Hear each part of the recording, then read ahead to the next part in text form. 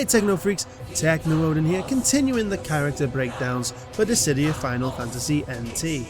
This time we show that size doesn't matter with the Onion Knight. Should have got a better quote. United will win in a flash. The first specialist I get to break down, the Onion Knight himself, is pretty limited, as he only has 4 BP attacks, 2 in the air and 2 on the ground. However, he has the ability to aid his team by filling in some needed roles. To do this, he uses his passive skill, the Job System. While as the Onion Knight, doing around 900 damage, or landing the full attack 3 or 4 times, with a physical attack will have him change into the Ninja, turning him into an Assassin class. This gives the Onion Knight all the tropes an assassin like Zidane would have, like high movement speed, longer dash, and a triple jump, while also giving him new physical attacks. Doing the same thing but with a magical attack will change the Onion Knight into the Sage, turning him into the Marksman class, giving him a more floaty jump, more magical attacks, and the ability to glide while casting said attacks. This essentially makes the Onion Knight 2 separate characters with 2 separate playstyles to learn. The Ninja plays like a basic hit and run assassin with some decent damage and great movement, while the Sage plays a basic projectile marksman, but whose damage is increased the further he is away from his opponent. BP attacks are as follow. For the Onion Knight we have his neutral ground, Sundry Strikes, a 2 input attack where the Onion Knight slashes wildly in front of him before knocking his opponent away for the wall rush. His range is okay and it ignores spells, so use that to your advantage, but the initial animation is a bit long and if dodged, leaves you a sitting duck. His backwards ground is Blizzard, where he shoots a shard of ice that tracks the enemy. Nothing else to say, as we said, the damage is increased the further the spell goes, but the range isn't anything special. His air neutral, Fleet Pierce, another 2 input attack, has Onion Knight thrust his sword in a quick flurry before knocking them away for the wall rush. It's pretty much the air version of Sundry Strike, with a little less range. His backer is Fire, the aerial version of Blizzard. Nothing more to say. Now his dash attack is Sprint.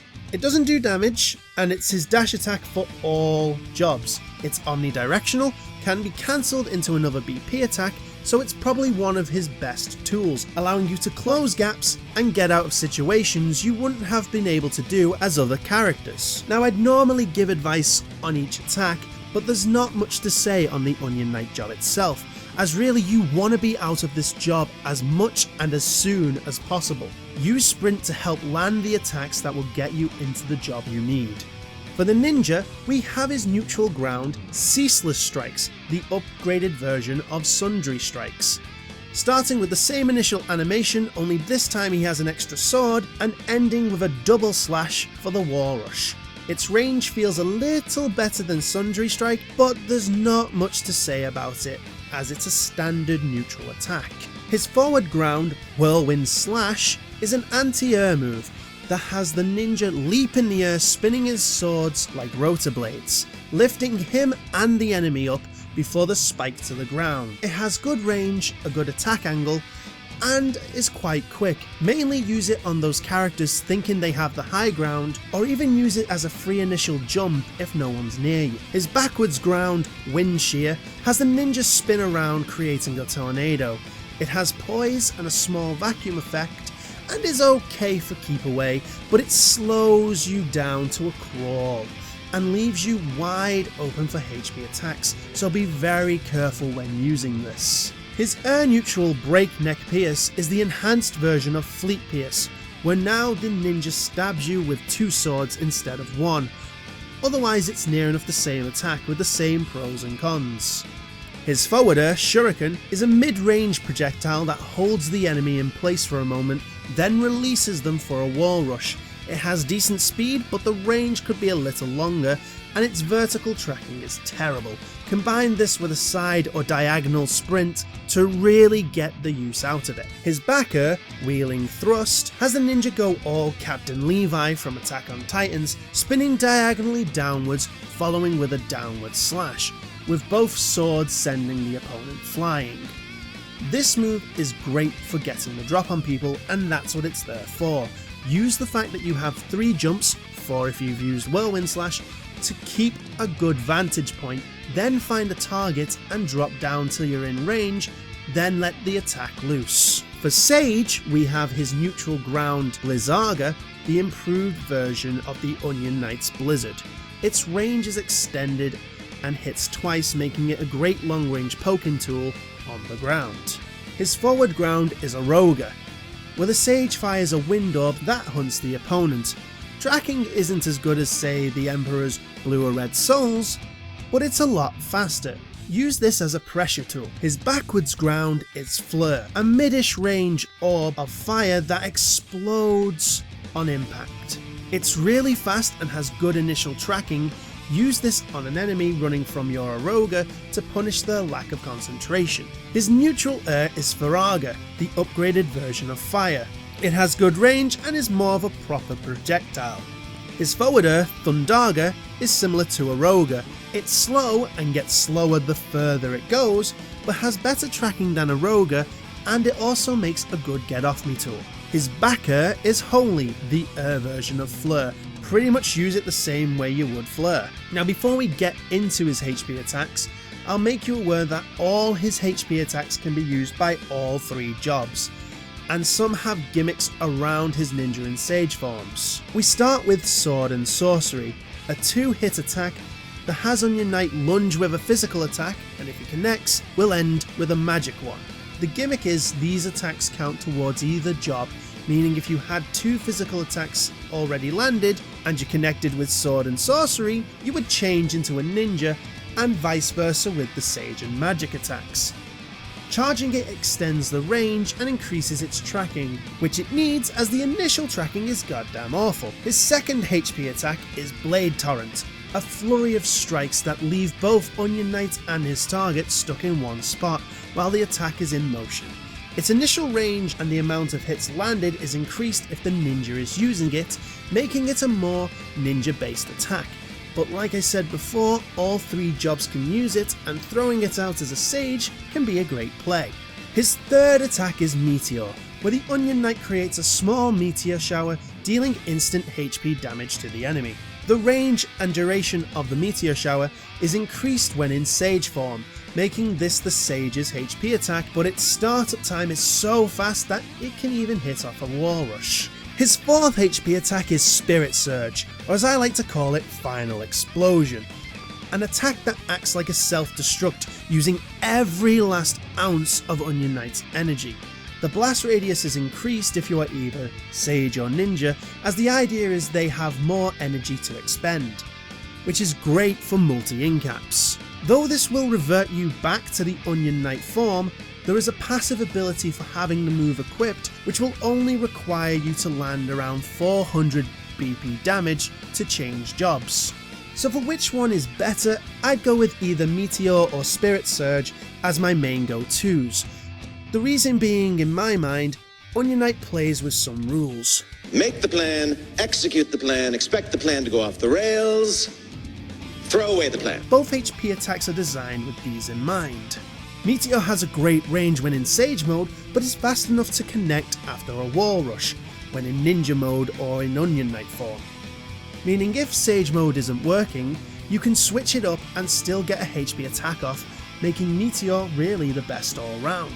Spirit Surge sacrifices the job you have for a bigger blast radius, but allows you to go back into the job if you land a good solid physical or magical hit, but that means you have to land a good solid hit, so it's purely based on if you're good at playing the game. Sword and Sorcery has difficulty connecting with the enemy, and has to be fully charged to somewhat negate that. And while the charge is good for mind games, if its initial tracking was better, it would be my go-to. As for Blade Torrent, it's flashy and is also cool to see a Sage pull it off, but it needs the ninja to be optimal, and I personally don't like moves that have a long animation or keep you in one spot for too long, and this does both. His unique EX skill is Job Change, which, as the name speaks for itself, allows you to change your job, while also making you invulnerable while you do so. As Onion Knight, it will randomly change you into either Ninja or Sage, and if you are already a Ninja or Sage, it will switch you to the opposite job, while also healing you for a flat 500 HP. You can either use it as a change of pace, or as a panic button if you are low on health and see an attack coming your way. Or if you have already been encapped, use it to get back into action. As for general skills, you should really apply skills that suit the job you are going to fill.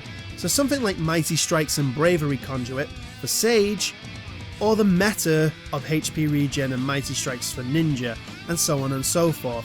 But as we know, I like to talk about non-meta skills. So let's bring up the skills Bindiger and the combo of Doom and Enfeeble. Bindiger is one I've yet to talk about. It's a slow moving projectile that on impact, or when it's run its course, will explode, binding anyone caught in it to the spot. They can still attack, but they can't move, allowing you to land that needed attack. This negates some of the issues with his HP attacks that I've said before. I like to use this with HP Regen as an in-between set, when I'm running the more neutral HP attacks like Spirit Surge or Sword and Sorcery, and trust me, Bindiger and Spirit Surge is nasty. As for Doom and Enfeeble, I personally run that if I'm going to use the Ninja more. As this set is great for those hit and run assassins, Doom sets a timer of 10 seconds on anyone who is afflicted, after which they will have their BP broken regardless of what number you have. You won't gain a broken bonus, but it's great for a clutch moment. Combine it with Enfeeble, which depletes the dash gauge to 0 for a few seconds, and a fast assassin that can get from one side of the map to the other before their gauge fills back up, and it's bye bye BP. Now for team comp, it's not as straightforward as the other ones. You mainly want to fill the other role. So if there's no marksman, play Sage. If there's no assassin, play Ninja. But remember, the best laid plans of mice and men often go awry. So like I said before, do not be afraid to throw away that plan, and switch jobs if you feel the need to. For Summon, this is once again where you choose what suits you and your teammates. Bahamut will be good for a faster job changes, but you shouldn't really rely on that skill too much. So outside of the 3 meta summons, try Alexander, as that extra 100 HP he gives you initially can be the difference between a 2-hit incap from a job change to a 3-hit incap from a job change. Well, what do you know? Looks like we won!